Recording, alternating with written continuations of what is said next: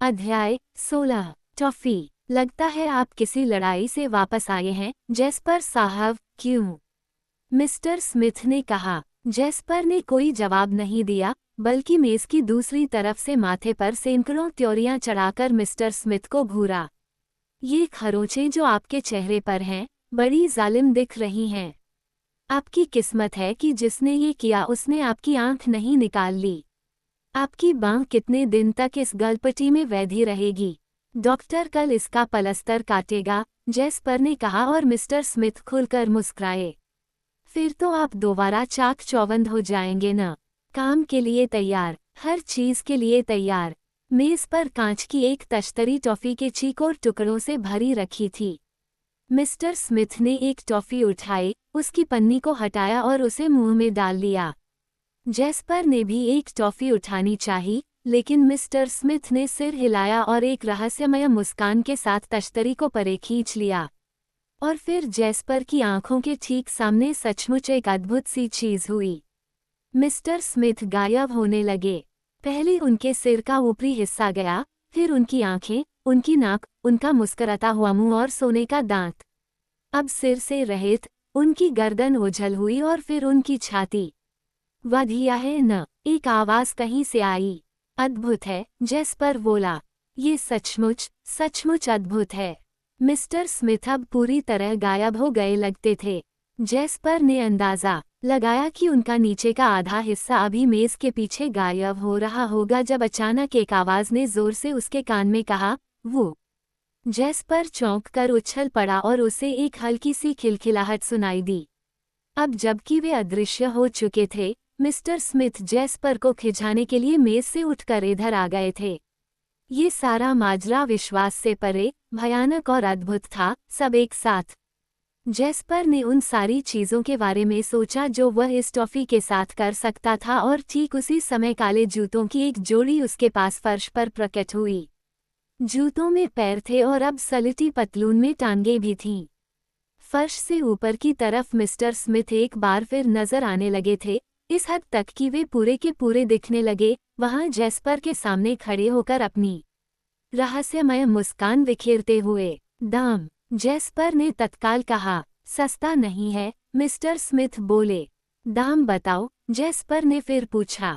Mister Smith ने कीमत बताई तो जेस्पर ने कहा, उफ़, मानो उसके दांत में अचानक टीस उठी हो। ये टॉफी के पूरे डिब्बे का दाम है। मिस्टर स्मिथ ने अफसोस के साथ सिर हिलाया। ये तो एक टुकड़े के लिए है, कहा था न, सस्ता नहीं है। जेस्पर वहां बैठा सोचता रहा। यह एकदम नई चीज है, मिस्टर स्मिथ ने कहा। पीछे के कमरे में कारीगर अब भी इस पर काम कर रहे हैं। ये तो सबसे कमजोर किस्म है।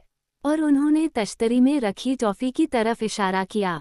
मैं इसे सिर्फ नुमाइश के काम में लाता हूँ, लेकिन सबसे ताकतवर किस्म का भी असर बहुत देर तक नहीं रहता। यानी अगर मैं 2-1 घंटे के लिए अदृश्य रहना चाहूँ तो मुझे ढेर सारी टॉफी खानी पड़ेगी। सही, और फिर यह खतरा तो है ही कि इसका असर गलत वक्त पर जाता रहे और आप ठीक उसी समय नजर आना शुरू कर दे जब आप ऐसा नहीं चाहते। तो इससे शर्मिंदगी पैदा हो सकती है। उसी वक्त थोड़ी सी और नहीं खाई जा सकती, असर को बढ़ाने के लिए। हाँ, मेरे ख्याल से तो मुमकिन है, मिस्टर स्मिथ ने कहा। क्या ये जानवरों पर भी काम करती है? जानवरों के साथ तो यह अद्भुत ढंग से कारगर साबित होती है। हमने थोड़ी सी टॉफी कारखाने की बिल्ली को दी थी और वह दिन भर के लिए गायब हो गई। बेचारे चूहों पर बुरी बीती जब एक अदृश्य बिल्ली सारे कारखाने में दौड़ती फिरी। लेकिन कारीगर अब भी इस पर काम कर रहे हैं, मिस्टर स्मिथ ने कहा। चीज अभी पूरी तरह तैयार नहीं है। मेरा ख्याल है आपको अभी रुकना चाहिए।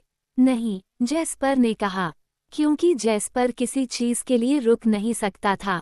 अक्सर जब वह आधी रात को जग जाता तो घंटी बजाकर नौकरानी से नाश्ता लाने को कहता, क्योंकि वह सुबह तक इंतजार नहीं कर सकता था। एक बार तो उसने बीच गर्मियों में क्रिसमस मनाया था पेड़ और मिठाइयों और उपहारों के तामाम के साथ, महज इसलिए कि वह दिसंबर तक रुकने को तैयार नहीं था। मुझे टॉफी चाहिए और अभी चाहिए। जैसी आपकी मर्जी, मिस्टर स्मिथ ने कहा। आपको कम से कम 4 डिब्बों की जरूरत पड़ेगी। फिर उन्होंने मेज पर रखे कागज के दस्ते पर एक छोटा सा हिसाब लगाया और तब जैस्पर को सिर चकरा देने वाली आखिरी कीमत बताई। मैं एक डिब्बा और ले लूंगा, जैस्पर ने मिस्टर स्मिथ को ये याद दिलाने के लिए कहा कि वो कितना अमीर था। मिस्टर स्मिथ बड़े प्रभावित हुए। यह एक अद्भुत चीज है, उन्होंने जैस्पर को बटुआ निकालते देखकर कहा, और आप एक अद्भुत आदमी हैं। बात यह है कि अदृश्य हो जाना तो ठीक है, लेकिन असली चीज तो ये जानना है कि उसके बाद क्या जाए। वही इम्तहान है, सोचने के काबिल होना, बड़ी चीजों की कल्पना करना। मुझे सही मालूम है कि मैं क्या करने जा रहा हूँ। मुझे शर्तिया मालूम है, मिस्टर स्मिथ ने जैस्पर को मक्खन लगाते हुए कहा। मुझे शर्तिया मालूम है। वैसे क्या योजना है आपकी?